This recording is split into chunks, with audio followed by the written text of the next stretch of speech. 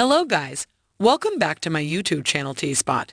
In this video, we watched an unfamiliar truck pull in with a horse trailer at the beginning of the episode.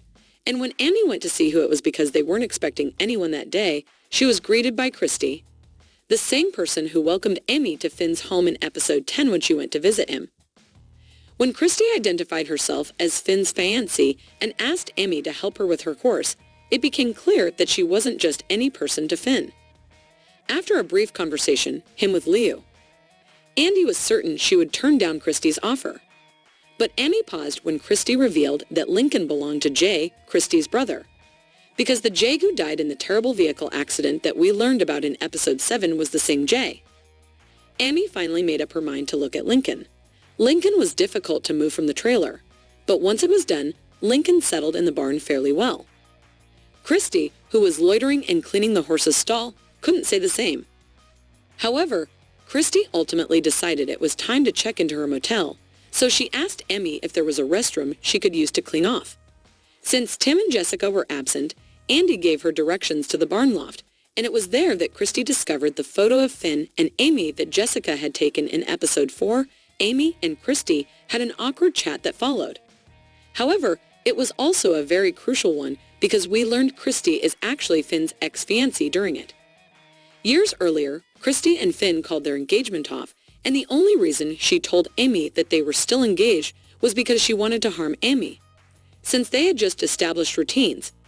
When Finn returned to Kindersley to assist Christy's father the previous time, Christy had thought that they might be able to reignite their romance.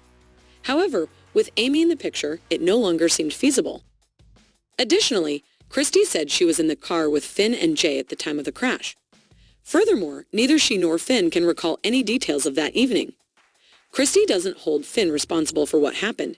However, he holds himself responsible, and a true future for him and Christy is impossible until that attitude changes, and he fortunately was able to assist with it. Annie still desired to collaborate with Lincoln if Christy would have her, even after their difficult chat and after all the cards had been revealed. And while Christy was initially hesitant to concur, she ultimately did. The following day, Christy led Lincoln on a trail ride. Lincoln and Shadow became friends after Amy purposefully placed her horse in the stall next to Lincoln, and their friendship made it easier for Lincoln to lead the stable. But finding Lincoln a friend wasn't the only solution. Lincoln used to routinely exit the barn of Christy's family on his own initiative because his stall latch was frequently broken.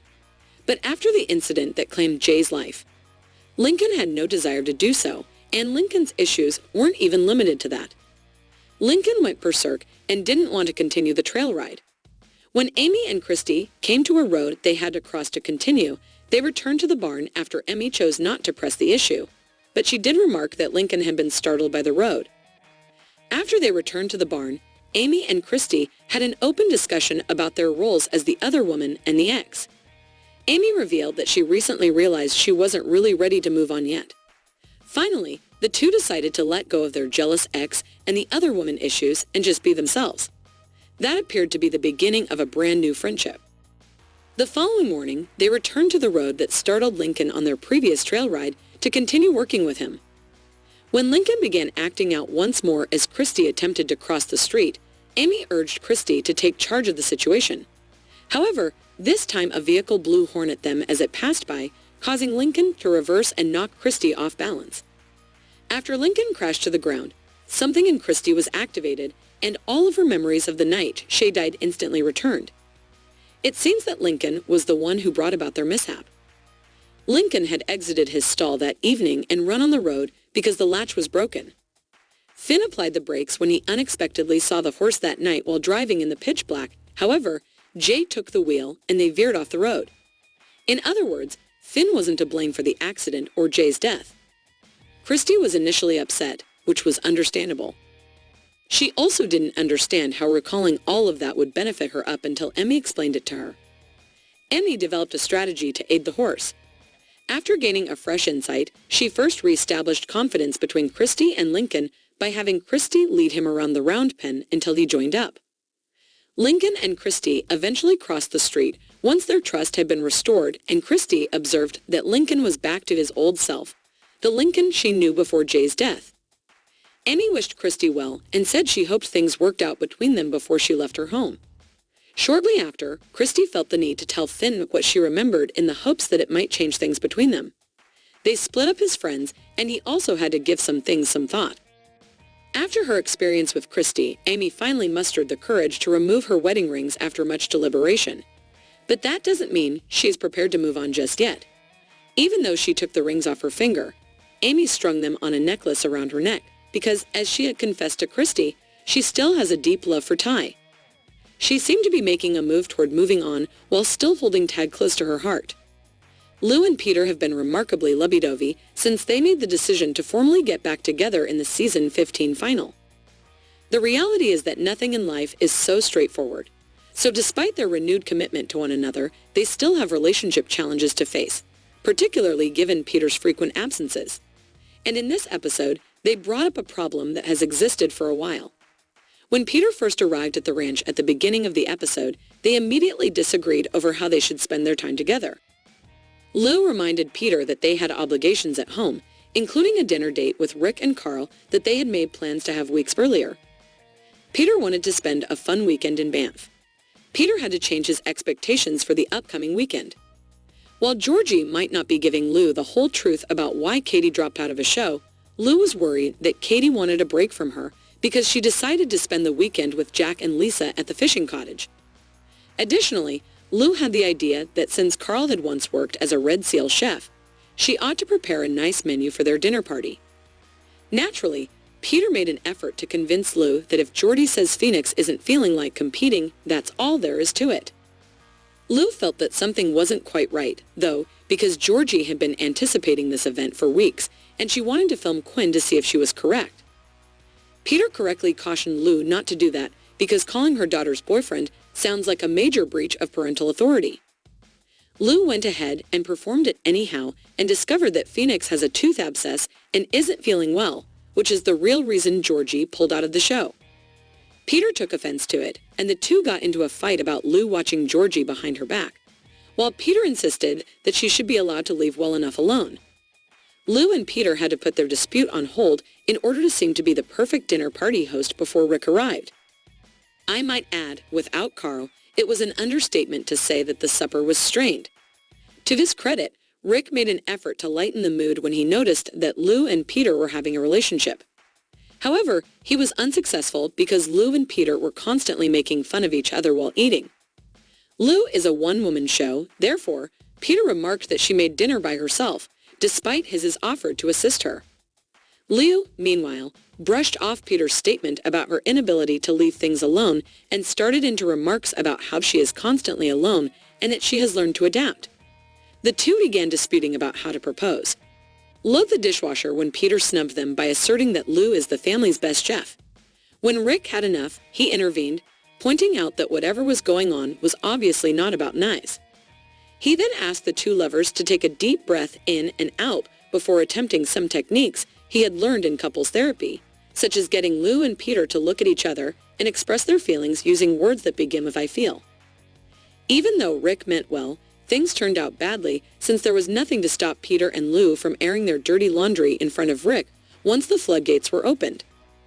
Lou stormed out to her room after their argument, and Rick chased her down with their wine glasses and the remaining alcohol. Rick made brunch the following morning after passing out on the couch from drinking too much wine with Lou the night before. Rick ordered Peter and Lou's sit down and eat.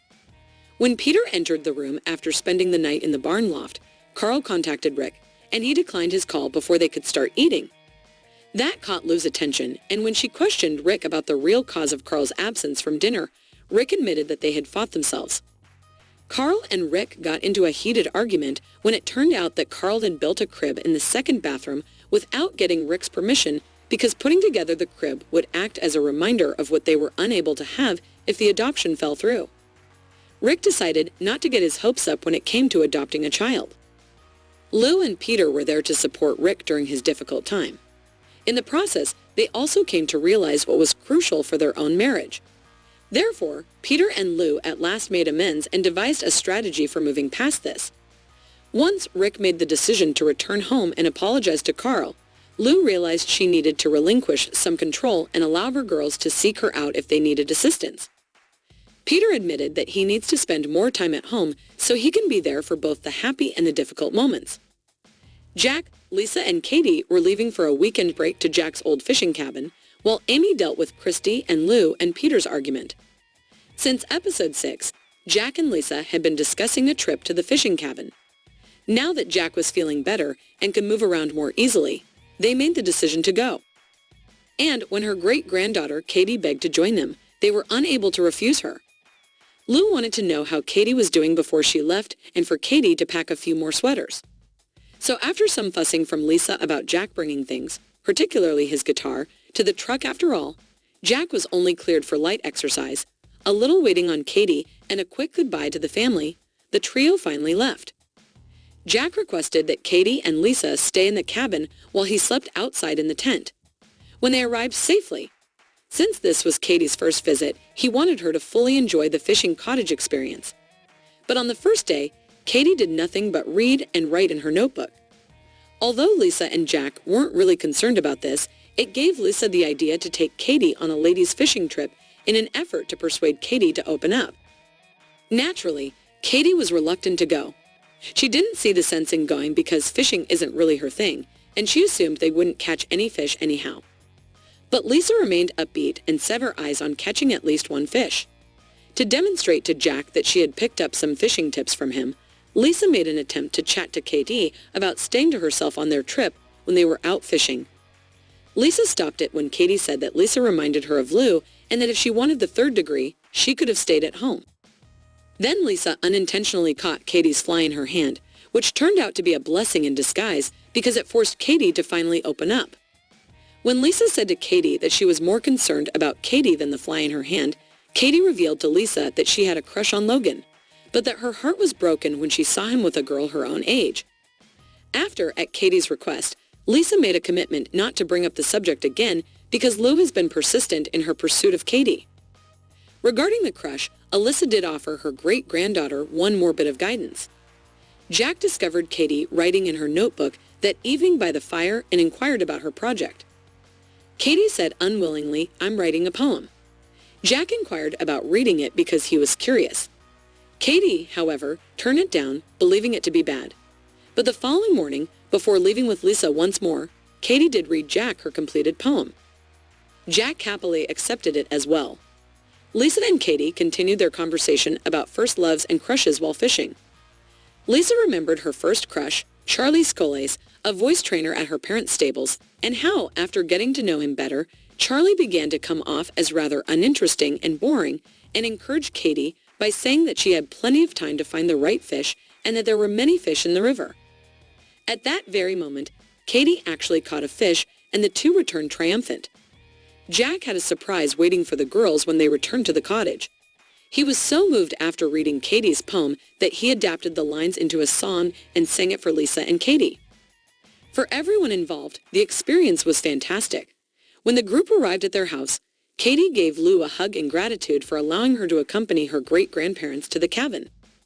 This hopefully signifies the end of the long-standing hostility between Lou and Katie and the beginning of a better friendship between the two. The three of them spent some time in the cabin, but other things besides Katie getting over her crush on Logan and sharing her poems with her gigs transpired in episode 6. As Lisa and Jack discussed going on a trip to the cabin, they'd also mentioned how their fishing cabin needed some work. Therefore, it appears that Lisa intended to take action. Lisa gave Jack some designs on their first night at the cabin. As they were sitting by the fire, Lisa apparently hired someone to drop up some Roma dwelling plans, according to which the cabin would remain the same but would get 2 additional bedrooms in the back, a comfortable bathroom, and Lisa's favorite feature, an outdoor kitchen. Naturally, Jack had no desire to initiate this discussion. Lisa, though, outlined her motivations for remodeling the cabin. She desired that the fishing hut develop into a refuge where the entire family could congregate without setting up tents. Jack vowed to at least consider it after hearing it, and it appears that he did, because the following day, after Lisa returned from their fishing trip, Jack declared his intention to bulldoze the entire structure to the ground. Jack went to the shed to get some tools when the girls left, which Lisa was not happy to hear. Jack, however, discovered old, empty whiskey bottles instead of the tools his father had favored. He went into a spiral. As a result, he informed Lisa that the cabin was too old to be renovated and that the best option was to construct a new one when she and Katie returned. Knowing Jack, of course, Lisa calmly inquired as to what was going on. Jack eventually confided in his wife. Jack informed Lisa about the whiskey bottles he had discovered and how he had always considered his father's fishing excursions to this cabin to be one of the few positive memories he had of him. But then he thought back to the adventure when Jack had made his first independent fish catch. With the fish in his palm, Jack had sprinted the 2 miles back to the cabin to show his father, but all he saw was his father dozing off on the cabin floor while holding a whiskey bottle, not a proud smile on his face. For this reason, Jack wished to start again and create better memories. Lisa felt for Jack, but just before they departed the cabin to return home, she suggested that perhaps he might concentrate on the positive memories he had made there rather than just the negative ones. Jack ultimately made the decision not to demolish the cabin to preserve the memories created at the cabin. He actually wished to leave the cabin exactly as it is. But after some arguing with Lisa, they came to an agreement to at least include the outdoor kitchen. Let us know what you think in the comments below. And don't forget to like, subscribe, and share the video. Thank you for watching. See you soon.